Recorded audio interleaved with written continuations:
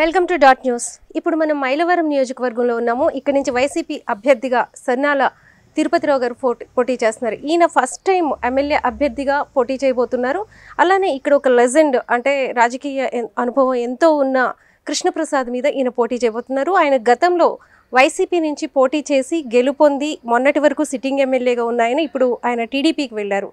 So ఈయన కూడా ఆయన దగ్గర శిష్యరికం చేసినప్పటికీ ఇతను వైసీపీ అభ్యర్థిగా ఇక్కడి నుంచి పోటీ చేయడానికి జగన్మోహన్ రెడ్డి నిలబెట్టారు. అయితే అతి సామాన్యమైన వ్యక్తికి ఆయన సీట్ ఇవ్వడం అనేది ఇక్కడ సర్వత్రా జరుగుతున్న చర్చ. సో మనతో పాటు ఇప్పుడు సన్నాల తిరుపతిరావు గారు ఉన్నారు. నమస్తే అండి. సో ఎలా ఉంది? కొత్తగా ఉంది, మీరు ఇంకా కోలుకోలేదు, తిరగలేకపోతున్నారు అంటున్నారు. మాకేం పని, మేము ఎప్పటి నుంచి తిరిగే వాళ్ళం. వాళ్ళకి కోలుకోలేరు, వాళ్ళు రాజకీయాలు కొత్త, వాళ్ళకి కొత్త, మాకేం కొత్త. మేము పుట్టిన కాడి నుంచి రాజకీయం చేసేవాళ్ళం. వాళ్ళు కొత్తగా వ్యాపారాలు పెట్టి రాజకీయాలకు వచ్చింది, వాళ్ళు ఇప్పుడు వచ్చింది కదా. మేము చిన్నప్పటి నుంచి 10 సంవత్సరాలు వచ్చి కాడి నుంచి కాంగ్రెస్ పార్టీ, అప్పటి నుంచి జగన్మోహన్ రెడ్డి గారిని పార్టీ పెట్టంగా మళ్ళీ ఇటు మారాం. అంత తప్ప మేము పార్టీలు మారటం లేకపోతే పార్టీ పని చేయకపోవడం.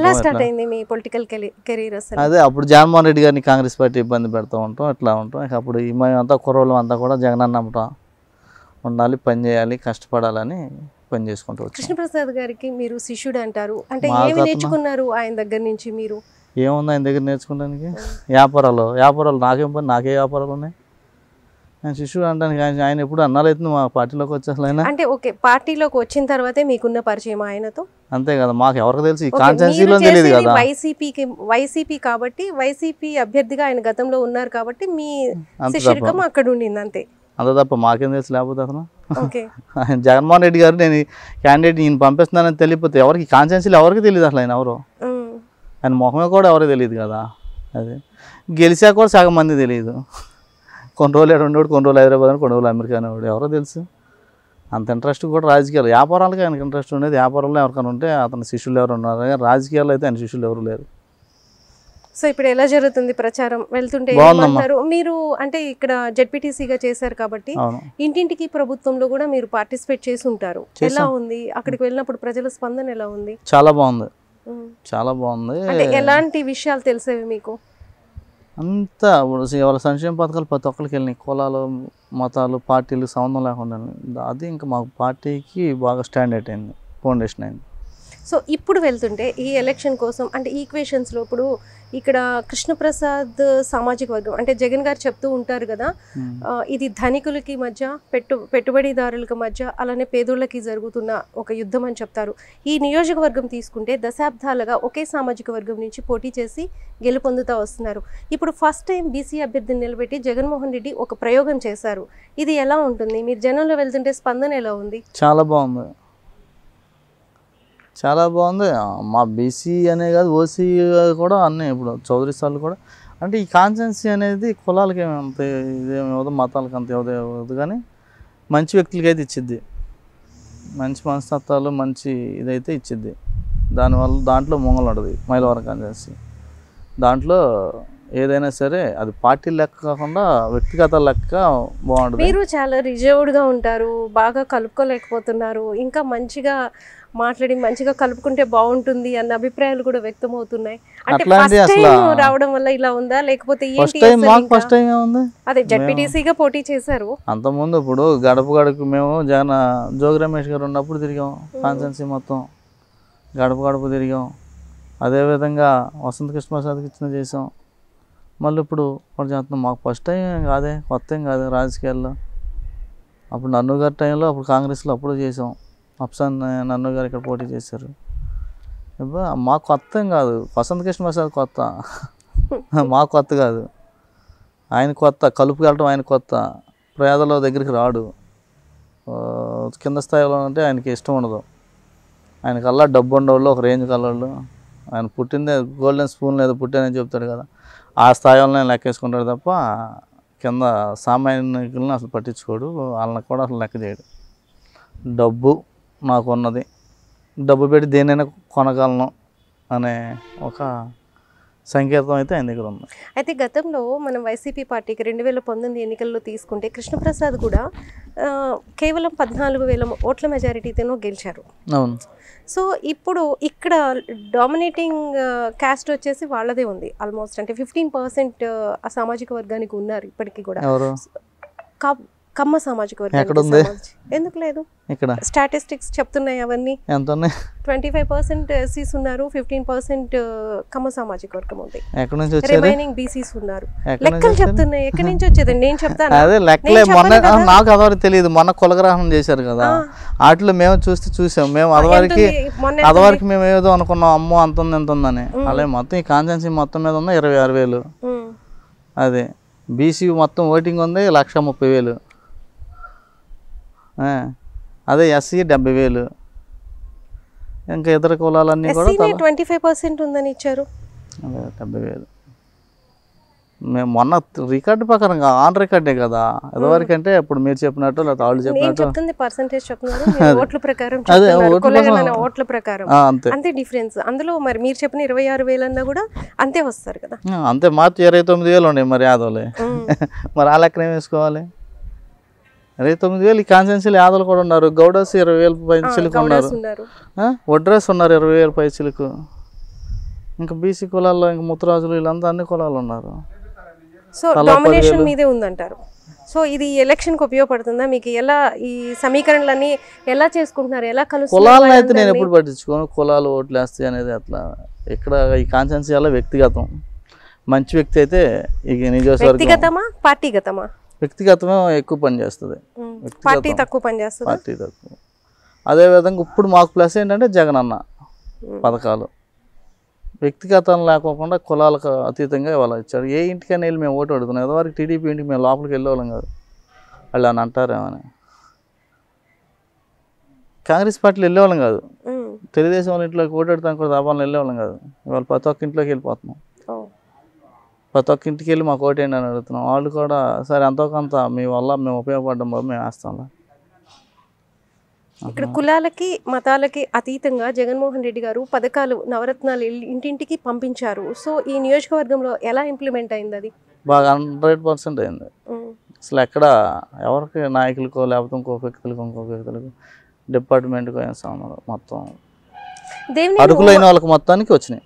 దేవినేని ఉమా ఇంపాక్ట్ ఎంత ఉంటుంది ఇక్కడ అసలు? అంటే టీడీపీకి సంబంధించి ఇప్పుడు కృష్ణప్రసాద్ వెళ్ళారు. గతంలో వాళ్ళిద్దరి మధ్య శత్రుత్వం ఉండింది.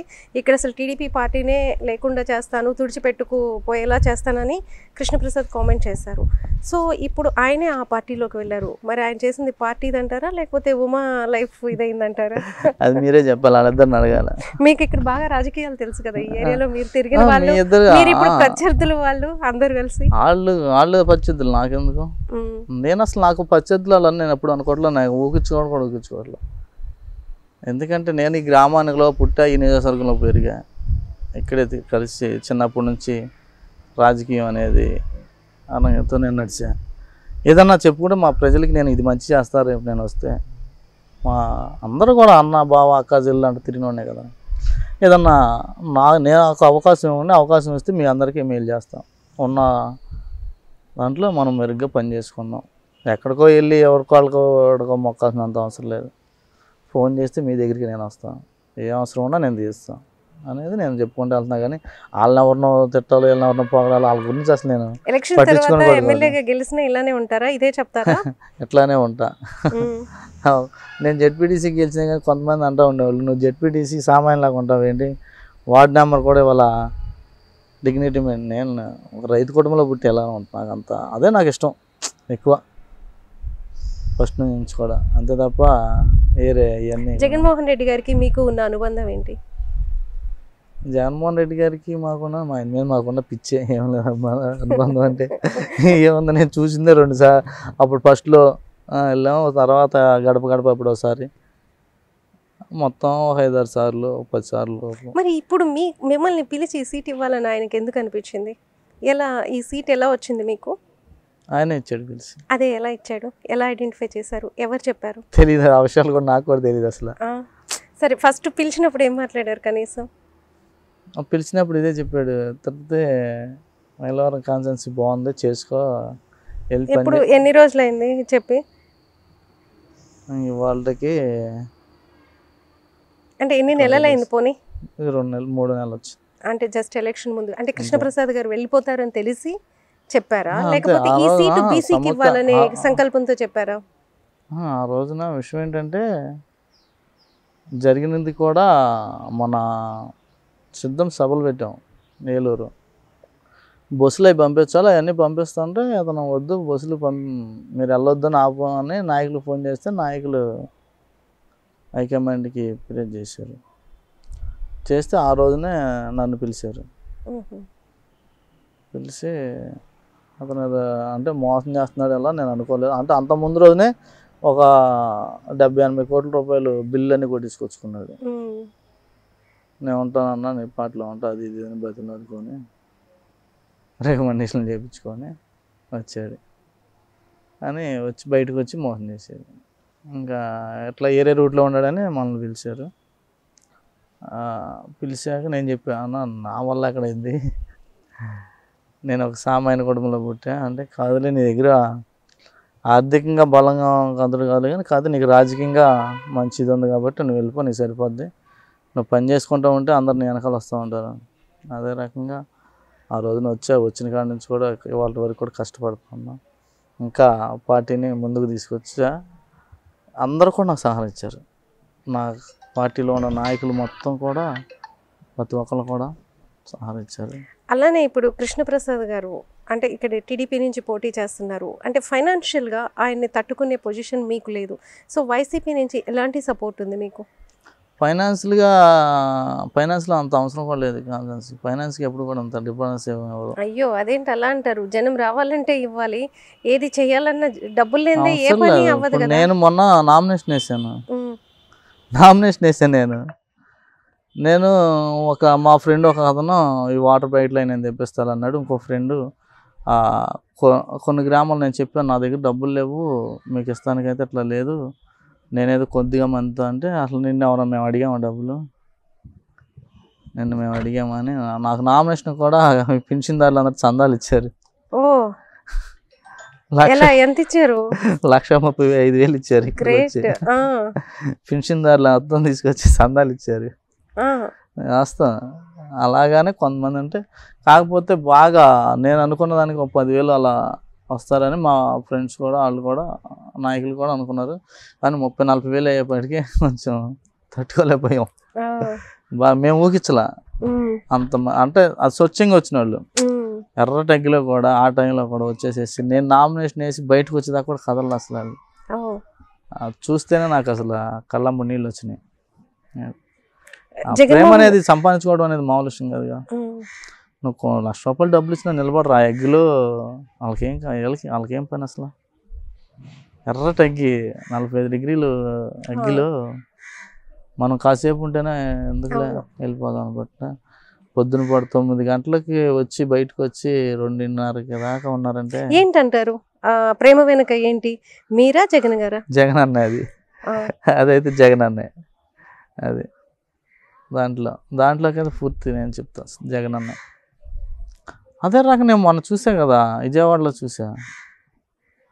రాత్రి 11 అయింది ఆ రోజున. నేను బస్సులో ఉన్నా ఆ రోజున ఇన్సిడెంట్ జరిగిన రోజున కూడా.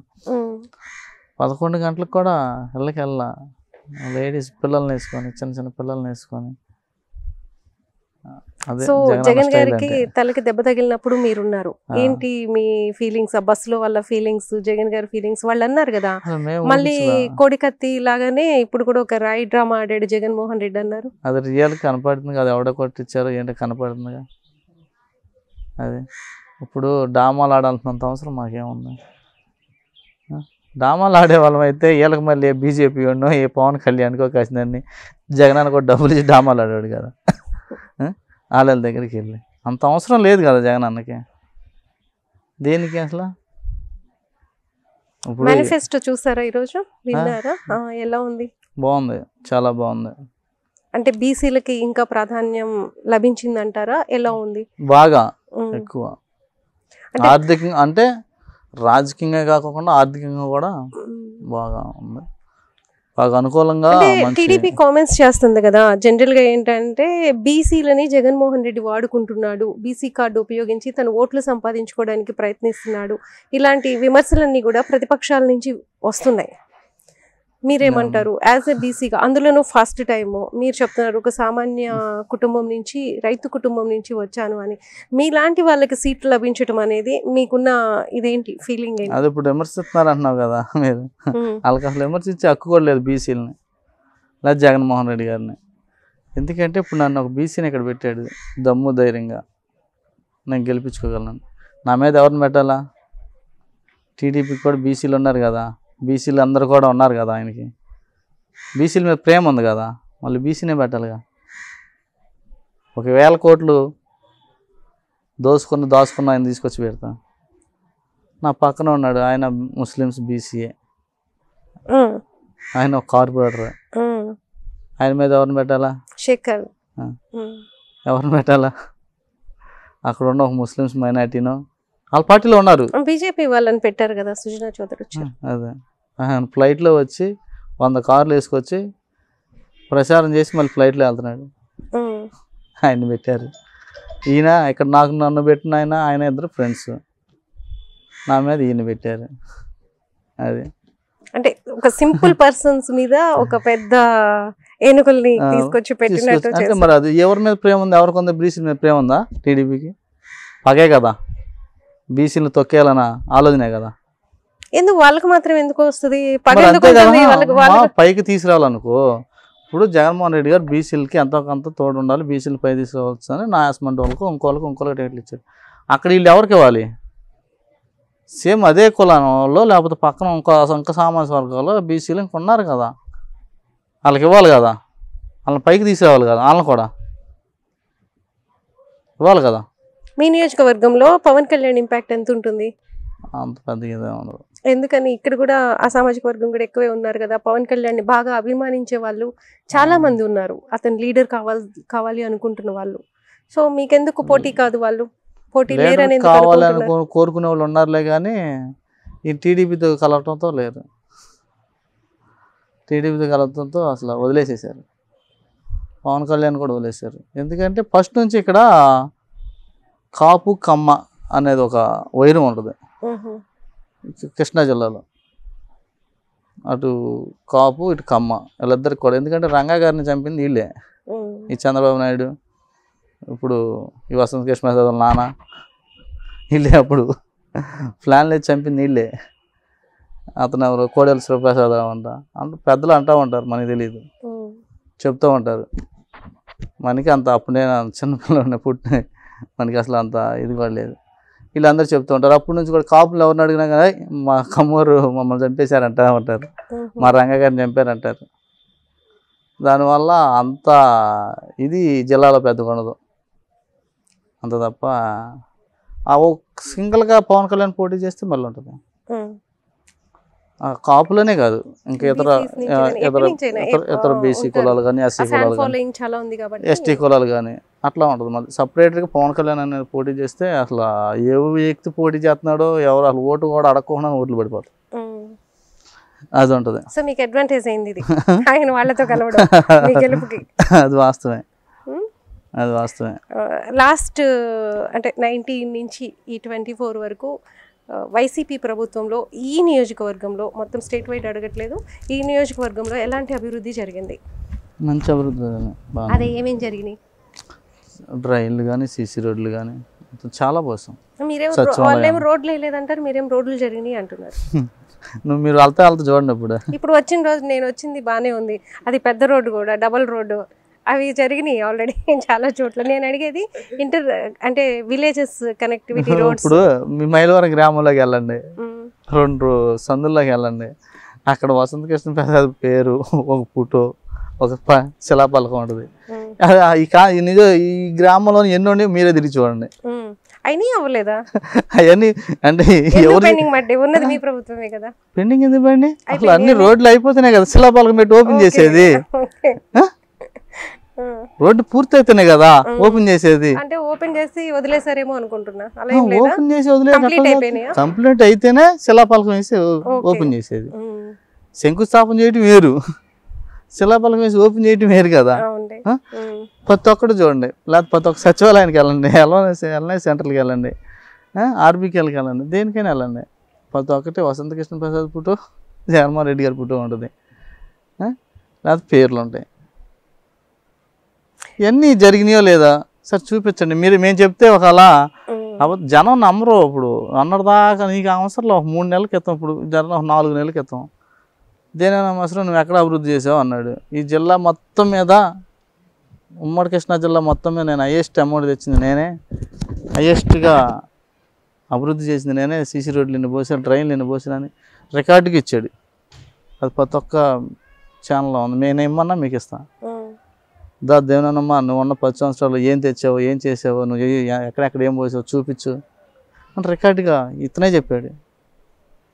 ఇవాళ అందుకనే జనం అసలు ఆయనకి మైండ్ పోయిందా మాకు మైండ్ పోయిందా అనేది నన్ను అడుగుతూ ఉన్నారు. వాళ్ళ ఒక ఆమె అడిగింది, అయ్యా అట్లా అంటున్నాడు ఆయనకి ఏమైనా మైండ్ పోయిందా, లేకపోతే మనం ఇంటుంటే మనకి మైండ్లు పోతున్నాయా, అసలు ఏంటి బాబు అన్నది. ఇంకా అవన్నీ మన కర్మ అమ్మ, తప్పదు. ఇంకొన్ని రోజులు, ఇంకో 13 రోజులు వినాల్సిందే, ఇంకొక 13వ తారీఖు దాకా అయితే వినాల్సిందే, ఒక 20 రోజుల దాకా తప్పదులే అని చెప్పి. అదే. సో మీరు ఏ ఎజెండాతో వెళ్తారు ఈ ఎన్నికలకి సంబంధించి? మీరు ఎలా అంటే ఏం చెప్పబోతున్నారు? ఇంకా ఏం పనులు పెండింగ్ ఉంటాయి? ఈ నియోజకవర్గంలో ఏం చేస్తే బాగుండు అనుకుంటున్నారు? అంటే ఇప్పుడు మీ మార్కు కూడా వేసుకోవాలి కదా. ఇప్పుడు మీరు అన్నారు ఇంతకుముందు కృష్ణప్రసాద్ ఫోటో అన్ను జగన్మోహన్ రెడ్డి గారి ఫోటో ఉంటున్నాయని, అలానే మీ ఫోటో ఉండే కూడా కొన్ని ఉండాలి కదా. ఏం చేయబోతున్నారు? మనకి ఫోటో అవసరం లేదమ్మా. లేకపోతే ఇలా ఇప్పుడు మీరు చెప్పినట్టే మనకి ఫోటో అవసరం లేదు. జనంలో మంచి ఇక్కడ ఉన్న ప్రధానమైన సమస్య ఏంటంటే ఈ నియోజకవర్గంలో తాగునీరు ఇబ్బంది ఉంది బాగా. నేను తిరుగుతుంటే కూడా కంప్లైంట్స్ కూడా అని మొత్తం, బాబు మాకు నీళ్లు చాలట్లేదు, మాకు నీళ్ళు రావట్లేదు, ఇవే వస్తున్నాయి ఎక్కువ. రెండోది డ్రైనేజీ, నాకు రోడ్డు కావాలో, లేకపోతే నాకు లోన్ రాలేదో, లేకపోతే నాకు ఈ పెన్షన్ రాలేదో, లేకపోతే మాకు అమ్మ ఒడి రాలేదో నాకు ఎవరు అక్కడ కంప్లైంట్ రాలా. మాకు నీళ్ళు లేవు, మాకు కొంచెం డ్రైనేజ్ ప్రాబ్లం, ఈ రెండే చెప్తూ ఉన్నారు. రాబోయే రోజుల్లో కూడా ముందు ప్రధానంగా నేను తీసుకునే సమస్య ఏంటంటే ప్రతి ఒక్కరికి తాగునీరు. అభ్యర్థిగా మీరు ప్రచారానికి వెళ్తుంటే అయ్యో ఇది చేయలేదు అని మీకు కదిలించిన కొన్ని సంఘటనలు ఏమన్నా ఉన్నాయా? అంటే ఇది చేస్తే బాగుండేది అని, లేకపోతే బాబు మాకు ఇది వచ్చింది, ఇంత బాగా చేశారు, మేము మీకే వేస్తాము, ఈ టైప్ ఆఫ్ మంచి సంఘటనలు ఏమన్నా మీ మనసుకి హత్తుకునే ఏమన్నా ఉన్నాయా? ఒకటి అనిపించింది నాకు, కొంచెం టైం లేదని, లేకపోతే జగన్మోహన్ రెడ్డి గారిని బతులాడని గంగినీని అనే లోయ రోడ్డు ఒకటి ఉంది, అది రోడ్డు స్టార్ట్ చేశారు, టెండర్ అయిపోయింది, రోడ్డు స్టార్ట్ చేశారు. అతన్ని పోస్తుంటే సగం పని చేశాక ఈ వసంత కృష్ణ ప్రసాద్ నువ్వు పని చేస్తే నీకు డబ్బులు రావు, నువ్వు పని చేస్తున్నావు అని అతను అటే మార్చడానికి ఇవన్నీ మార్చుకోవడానికి వీళ్ళందరూ, అంటే అది లోయ కొంచెం వైసీపీకి కొంచెం ప్రాధాన్యత వస్తుంది, దానికి వాళ్ళందరిని కూడా ఇబ్బంది పెడతానికి ఆ రోడ్డు ఒకటి ఆపేశాడు. నాకు అనిపించింది అబ్బా నాకు ఒక 10 రోజులు ఛాన్స్ ఉన్నట్టు, ఎలక్షన్ కోడ్ రాకపోతే ఎట్టగట్ట జగన్ గారి దగ్గరికి వెళ్ళి బతులు అడుగున్నాను, ఈ రోడ్డు పంపించుకునేవాడిని. అదైతే బాగా అనిపించింది, చాలా ఇబ్బందిగా ఉంది. మరి ఇప్పుడు అక్కడ మీరు వెళ్తుంటే ప్రచారానికి మీకు మీ పార్టీకి అది మైనసే కదా. సో ఏమైనా చెప్పాను నేను, ఇట్లా ఇది జరిగిందమ్మా, రేపు మనం రావటం ఏంటో నేను వస్తానని చెప్పే. వాళ్ళు కూడా వాస్తవాన నువ్వు వచ్చింది మొన్నే కదా, నువ్వన్నా అంత ముందు ఏం లేవు కదా, ఇంక ఇప్పుడు ఆయన వస్తున్నాడు, ఇప్పుడు మాకు ఇంకా అవకాశం ఉంది, తెల్ల చొక్కా వేసుకొని పొసు చొక్కా వేసుకొని వస్తున్నాడు కదా, మొన్నటి దాకా తెల్ల చొక్కా వేసుకొని ఇప్పుడు పొసు చొక్కా వేసుకొని వస్తున్నాడు కదా, చెబుతాము ఇప్పుడు అంటే ఒక అతను మొన్నదాకా చేయకుండా ఆయన లేకుండా కొత్తగా వస్తే ఆయన చెప్పుకున్నా కూడా అవకాశం ఉండేది. ఇప్పుడు ఆయనే కదా ఆపింది, ఆయనే. వాళ్ళు ఇప్పుడు ఏమని చెబుతాడు, జగన్మోహన్ రెడ్డి గారు ఆపారు, జగన్మోహన్ రెడ్డి గారు రోడ్డు ఆపుతాడా? ఆపేవాడైతే టెండర్ ఎందుకు పిలుస్తాడు? బిల్లు సగం పని ఎందుకు చేస్తారు? చేయరు కదా. అట్లాంటి నిత్యం అబద్ధాలు ఆడాలంటే ఆయనతో పాటు మనం ఆడలేం, రావు మనకు, ఆ వల్ల కూడా కాదు. ఎందుకంటే నాకు కొంచెం రాజకీయంగా కొత్త అని కొంచెం ఇక్కడ అని కర్ర హర్షవర్ధన్ రెడ్డి గారు అని అక్కడ బనగానపల్లి నుంచి పంపించారు తోడు ఉంటాను. అదే చెప్తున్నా కదా అదే చెప్తున్నా కదా. అంటే దానికి ఇంకేముంది, కడప రౌడీలు వచ్చేసేసారని చెప్తున్నాడు. తెలంగాణ నుంచి ఒక 500-600 మంది వచ్చారు ఇప్పుడు వీళ్ళు తీసుకొచ్చాడు. ఆ తెలంగాణ నుంచి కానీ లేకపోతే చుట్టుపక్కల ఉన్న వాళ్ళు కానీ మొత్తం కూడా రౌడీ షీటర్లే. నేను చెప్తున్నా ఈ వసంత కృష్ణ ప్రసాద్ కానీ పక్కన ఉన్న వాళ్ళు కానీ. ఇప్పుడు నాకు ఎలక్షన్ చేయడానికి సరే వచ్చారు, 10 మంది 15 మంది వచ్చారు. దానికి నేను ఒప్పుకుంటాను. ఇప్పుడు నాకు చిన్న వయసు, కొంచెం అనుభవంగా చెప్పడానికి వచ్చారు. వాళ్ళ ఆధార్ కార్డులని నేను తీసుకుంటా. ఆన్లైనే కదా ఇవాళ ప్రతి ఒక్క కేసు కూడా. మీ మీడియా ద్వారా కానీ లేకపోతే మీ మీడియా సోదరులు అందరూ వెళ్ళి అవి కేసులు అది ఓపెన్ చేయించండి. ఆధార్ కార్డు కొడితే వాళ్ళు ప్రతి ఒక్క కేసు ఆన్లైన్లో వచ్చేస్తుంది కదా. ఆయన పక్కన వాళ్ళ కేసులు ఆధార్ కార్డులు తీసుకురండి. రౌడీ షీటర్లు కానీ లేకపోతే ఏ కేసులో కనుక ఉన్నట్టు కనుక నా పక్కన ఉన్నది కనుక ఉంటే నేను బాధ్యుడిని దానికి ఆయన ఏది చెప్తే అది వింటా, ఆయన ఏది చెప్తే చేస్తా. కాదు ఆయన పక్కన ఉన్న వాళ్ళని కనుక తీసుకొచ్చి వాళ్ళు అంతా రౌడీ షీటర్లో 420లు మొత్తం ఉంటే కనుక ఆయన నేను ఏది చెప్తే ఆయన చేస్తాడా? దానికైనా సిద్ధమే, దానికైనా రెడీయే. దేనికి నిలబడాలి, అసలు మాట మీదనే నిలబడాలి. దేని మీదైనా ప్రమాణం అయితే చేస్తాడు ముందు. దేని మీదైనా సరే నేను 20 సంవత్సరాలు 30 సంవత్సరాలు మాల వేసుకున్న ప్రమాణం అని తెలుసు, ఎందుకంటే ఆయన పక్కన తిరిగారు కాబట్టి మీకు ఆయన గురించి బాగా తెలుసు. అదే చెబుతున్నా కదా, అసలు ప్రమాణం చేయడంలో కానీ అసలు అబద్ధం ఆడటంలో కానీ సెకండ్లో ఆడాలంటే ఆయన తర్వాత తప్ప ఇంకెవరు ఇంక దేనినమ్మ మసలు 100 రెట్లు బెస్ట్. వాస్తవంగా అది ఆయన పార్టీ కట్టుబడి ఉన్నాడు, పార్టీ ఆదేశాల ప్రకారం పార్టీ కట్టుబడి ఉన్నాడు, పార్టీకి విధేయుడు. పార్టీకి కూడా వాడిపోయినా కానీ అలాగే ఆ కార్యకర్తలని ఉన్నా లేకపోయినా నలుగురిని చేసుకొని రోడ్డు ఎక్కి కార్యక్రమాలు చేశాడు. ఈయన ఎప్పుడు కూడా ఏ పార్టీని కూడా ఏమన్నా చేశాడా? ఏ పార్టీనన్నా ఏ పార్టీ కార్యకర్తనన్నా కాపాడ్డా? ఆ రోజున వైసీపీ అలా కష్టపడి ఇంటింటి తిరిగి ఆయన బాధలు పడి బాబు మేము వస్తే మీకు ఇచ్చేస్తామని చెప్పుకున్న అట్లా అందరిని ఒక దారిలో తెచ్చుకున్న టైంలో జగన్మోహన్ రెడ్డి గారి దగ్గరికి వెళ్ళి నాకు నిద్ర పడతలేదు దేనవనవమి మీద. ఆ రోజు మాకు చెప్పిన మాటలు ఏంటి? దేనవనవమి అసలు మీద పగ, నాకు కసి, ఉమా మీద టీడీపీ మీద అని చెప్పాడు. టీడీపీ మీద అని చెప్పలా. అంతకుముందు నేను టీడీపీకి సపోర్ట్ చేశాను, ఒక 5-6 కోట్లు డబ్బులు ఖర్చు పెట్టి సామాన్య ఉదయభాన్ గారిని ఆడిచ్చాను, ఇక్కడ నందిగం వాళ్ళని ఆడిచ్చాను, ఇక్కడ మైలవరంలో కూడా ఈ ఖర్చు పెట్టించి బొమ్మసాని సుబ్బారావు ఇండిపెండెంట్గా వేయించి నేనే ఆ డబ్బులు కూడా నేనే ఖర్చు పెట్టి ఇక్కడ జోగి రమేష్ని ఆడిచ్చాను, నేను ఒకసారి తప్పు చేశాను, రెండోసారి చేయను అని చెప్పాడు. అని చెప్పి ఒకసారి నాకు ఆ అవకాశం ఇవ్వమంటే జగన్మోహన్ రెడ్డి గారు పెద్ద మనసు కదా, నిజమే ఆయన జాలి గుణం కరిగిపోయి ఒకసారి అవకాశం ఇచ్చాడు. ఆ అవకాశాన్ని ఎన్ని రకాలుగా వాడుకోవాలో అన్ని రకాలుగా వాడుకొని మళ్ళీ ఆయనకే. మీకు కానీ ఈ ఎమ్మెల్యే సీటు జగన్మోహన్ రెడ్డి గారు మిమ్మల్ని పిలిచి మాట్లాడింది, మీరు కూడా ఆయనతో పాటు ఫస్ట్ వెళ్ళిపోయేవాళ్ళు అని చెప్పేసి కొంతమంది అంటున్నారు. అసలు అందులో ఎంత నిజం ఉంది?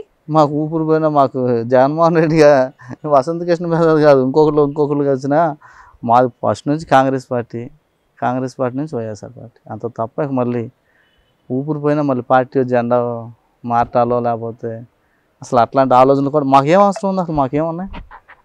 పార్టీ మారాలి, పార్టీ మారితే మాకేమొచ్చింది? ఉన్న గౌరవం పొద్దు తప్ప మాకేమొచ్చింది? మాకేం అవసరాలు ఉన్నాయి? నాకు ఏమైనా కంపెనీలు ఉన్నాయా, వ్యాపారాలు ఉన్నాయా? పార్టీలు వాటిని కాబట్టి నాకు డబ్బు సంపాదన ఆలోచన కూడా రాదు అసలు. అది కూడా ఉన్నంత దాంట్లో ఓందాగా బతకాలి, శుభ్రంగా బతకాలి, మంచితనంగా బతకాలి. మనిషికి అది చాలు కదా, ఏం కావాలి? ఇప్పుడు ఆయన 10,000 కోట్లు ఏం సంపాదించాడు, ఏం సుఖమైన ఉందా? ఏముంది? ఏ పార్టీ అయినా ఆయనకి సీట్ ఇస్తుంది. గతంలో రాజశేఖర రెడ్డి గారు ఇచ్చారు, ఇప్పుడు టీడీపీ వాళ్ళు ఇచ్చారు. ఏమైనా సరే ఆయన డబ్బులకి ప్రయోజనం అయితే చేకూరుతుంది కదా. ఇక దానికి ఇక సంతోషపడుతుంది తప్ప కథమ వాళ్ళంతా. ఇప్పుడు మన దేవుని ఎట్లా తిడుతున్నాడు, అదవరికి ఎట్లా తిట్టారు ఆ టీడీపీ వాళ్ళే మొత్తం. ఆ చంద్రబాబు నాయుడు ఏమని పిలిచాడు? ఏరప్పని అని పిలిచాడు. ఆన్ రికార్డే కదా, ఆఫ్ రికార్డు కాదు కదా. ఇతను ఒక పెద్ద దొంగ అన్నాడు, పెద్ద హైదరాబాద్లో ఆస్తులన్నీ కబ్జాదారుడు అన్నారు. ఇవాళ కష్టన్ని డబ్బులు ఇచ్చేపాటికి మంచివాడు, నీతిమరుడు వసంత కృష్ణ ప్రసాద్ని గెలిపించాలి అని జగన్మోహన్ రెడ్డి గారు చెప్పారు కదా, నేను మీ ఇంట్లో మేలు చేస్తుంటేనే మీరు ఓట్లు వేయండి అని. దాని గురించి మీరు ఏమన్నా తిరిగినప్పుడు స్పందన ఎలా ఉంటుంది? అలాంటి వాటి మీద జగన్మోహన్ రెడ్డి గారు చెప్తున్న దాని మీద. చేయకపోతేనే కదా మమ్మల్ని అడిగేది. అందుకే నాకు ధైర్యం చెప్పింది మా జగన్ అన్న కూడా. మీ ఇంట్లో జరగకపోతే నాకు ఓటు వేయొద్దు అనేది దేనికి అన్నాడు?